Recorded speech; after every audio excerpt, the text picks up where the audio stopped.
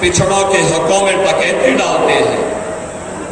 बहनों और भाइयों, इनकी घोषणा पत्र को अगर आप देखेंगे तो इनका घोषणा पत्र लगता है जैसे कोई मुस्लिम लीग का घोषणा पत्र हो। और इसीलिए आज मैं आपके बीच आया हूं। समाजवादी पार्टी और कांग्रेस का घोषणा पत्र कहता है, बहनों भाइयों, इनका घोषणा पत्र कहता है कि अगर कांग्रेस नेतृत्व की सरकार बनी तो वहां आरक्षण का लाभ मुसलमानों को भी देने का काम करेंगे।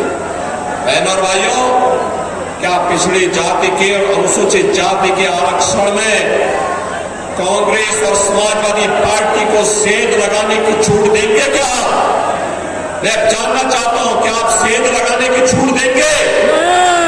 बहनों और भाइयों, बाबा साहब भीमराव अंबेडकर ने भी कहा था कि आरक्षण का आधार धर्म नहीं हो सकता। आरक्षण अनुसूचित जाति, अनुसूचित जनजाति और पिछड़ी जाति के लोगों को ही मिलना चाहिए। लेकिन ये कांग्रेस और समाजवादी पार्टी के लोग आपके हकों में डकैती डालना चाहते हैं और इसीलिए हम लोग आए हैं। बहनों और भाइयों, इनसे सावधान होने की आवश्यकता है। इनका घोषणा पत्र कहता है कि अगर सत्ता में आएंगे तो जनता जनार्दन पर वरासत टैक्स लगाएंगे। वरासत टैक्स का मतलब जानते हैं आप?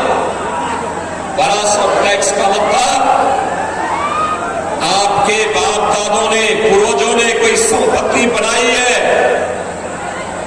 आपको मिली है,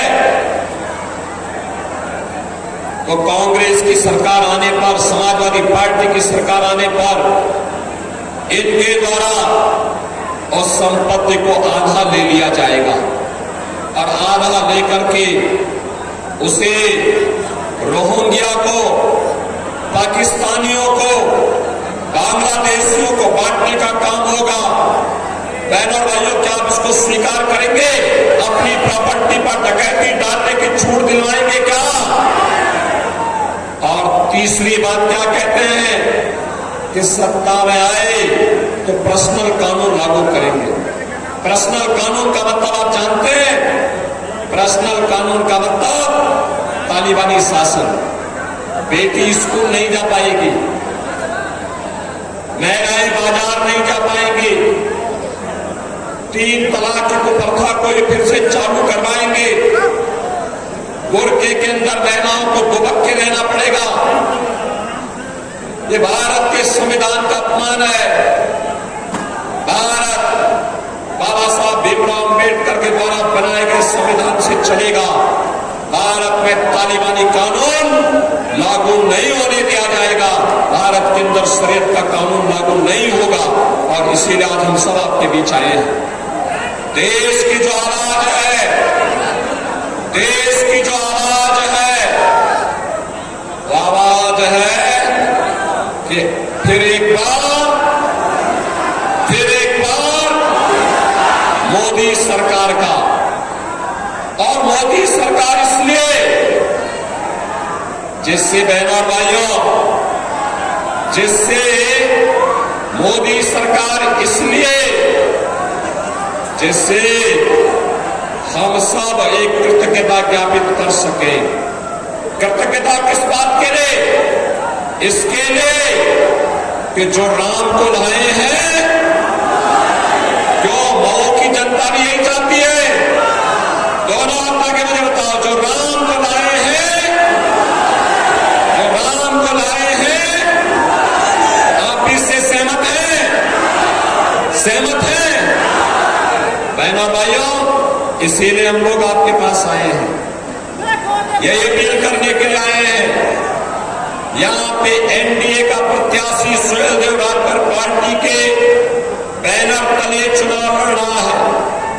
भारतीय जनता पार्टी, अपना दल, निषाद राज पार्टी, राष्ट्रीय लोक दल, ये सभी प्रत्याशी को अपना समर्थन दे रहे हैं। और अरविंद राजभर एक युवा और जुझारू प्रत्याशी है।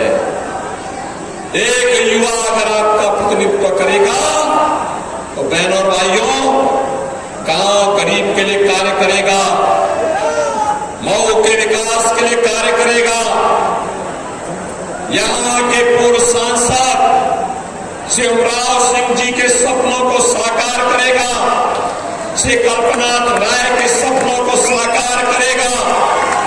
डॉक्टर श्यामनारायण पांडे जी ने जो सपना देखा था हल्दी घाटी के माध्यम से, हल्दी घाटी की उस देशभक्ति की ज्वार को गांव-गांव तक, घर-घर तक पहुंचाने का काम और विकास की प्रक्रिया के साथ जोड़ने का काम अरविंद रात भर करेंगे। और इसीलिए आज हम सब एनडीए के नेता भी, मैं स्वयं भी आपके पास आए हैं आपसे कहने के लिए अरविंद राजभर को एक मौका दीजिए। अरविंद राजभर को चुनाव जिताएंगे। और दोनों हाथ ला के मुझे बताओ, दोनों हाथ ला करके, जहां तक मेरी आवाज जा रही है, इधर भी दोनों हाथ ला करके चुनाव जीत के अरविंद राजभर जाएंगे। लेकिन इसके लिए आपको दो काम करने होंगे, करेंगे। पहला काम, आज 27 तारीख हो गई, 28, 29, 30, 31, 4 दिन आप घर घर संपर्क कर सकते हैं, करेंगे। ये 4 दिन देश के लिए देंगे। इन 4 दिनों में आप में से हर व्यक्ति, कितने लोग हैं जो 10-10 घरों में जाकर के सुखदेव राजभर पार्टी के चुनाव चिन्ह छड़ी, यानी बुढ़ापे का सहारा छड़ी, देखो उसके बाप ने अभी से अपने बुढ़ापे का सहारा छड़ी अपने पुत्र को पकड़ाया है। अरे तो ये घोसी और मऊ के लिए सहारा बनेगी ये छड़ी, एनडीए की सहारा है छड़ी। और इसीलिए इस छड़ी को आपको भी विकास का सहारा बनाना है, बनाएंगे।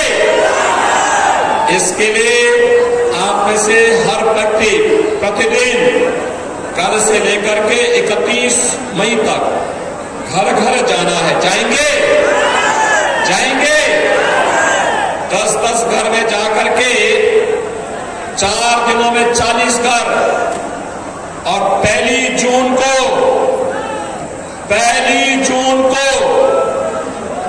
उन 40 घरों में लगभग 150 से 200 मतदाता होंगे।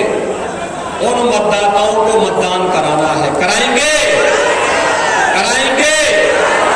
एनडीए के प्रत्याशी अरविंद राजभर को भारी बहुमत से विजयी बनाएंगे। अरे दोनों हाथ ला के बोलो भाई, क्या सब